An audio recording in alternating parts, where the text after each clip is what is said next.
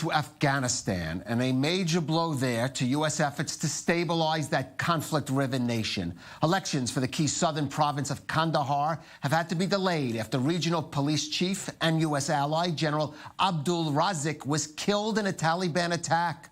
According to some reports, General Scott Williams, the commander of U.S. and NATO forces in the country, was also present during that incident, but was not hurt there. Here's what Defense Secretary James Mattis had to say.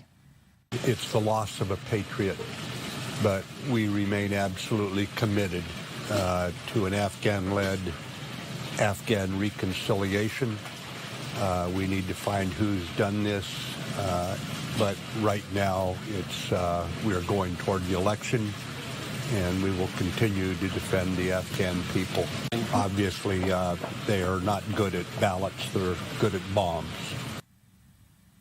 Well, let's go now to Kabul, Afghanistan, and speak with Ali Mustafa. He is a journalist for the TRT World Station.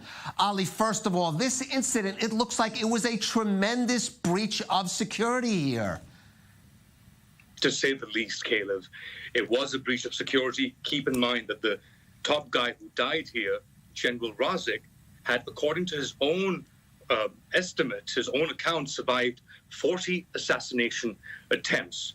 But his luck ran out. He was notorious, as far as even Human Rights Watch was concerned, of going after dissenters, after suspected Taliban, and without trial getting rid of them. But in Kabul, the capital, this guy, General Raziq, was considered a hero. And that is why this attack is going to hurt. Because for the past 5 years, Kandahar has been relatively stable, considering that it was the birthplace of the Taliban movement in Afghanistan. And this guy, General Raziq, had a big role to play in it. So a lot of pain right now as far as the Afghan leadership is concerned. So put it into context, Ali. How big a blow is this for U.S. efforts to finally get some stability in Afghanistan?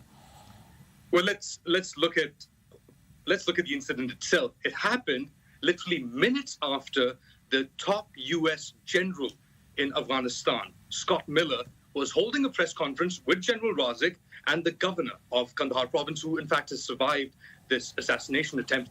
And in that press conference, standing next to these guys, General Scott Miller said that he has complete faith in the Afghan forces, that they will pull off a successful election. And then what happens? An attack on the very people that he was standing next to, with the top guy who had enforced U.S. enforcement in these areas against the Taliban for 5 years, is dead. Ali, there have been some reports of contacts finally between the U.S. and Taliban to maybe reach some agreement with them rather than simply with the goal of the increasingly, it looks like, difficult goal of defeating them decisively. How does this incident impact, you think, on that effort? There have been contacts between the new U.S. envoy, returning U.S. envoy Zalmay Khalilzad, and the top Taliban leadership in Qatar. There was hope, there has been hope, that a ceasefire of sorts would take root. But the interesting point here is that while the U.S. was meeting with the Afghan Taliban, the Afghan government, according to some reports, was not involved. And this is the sticking point.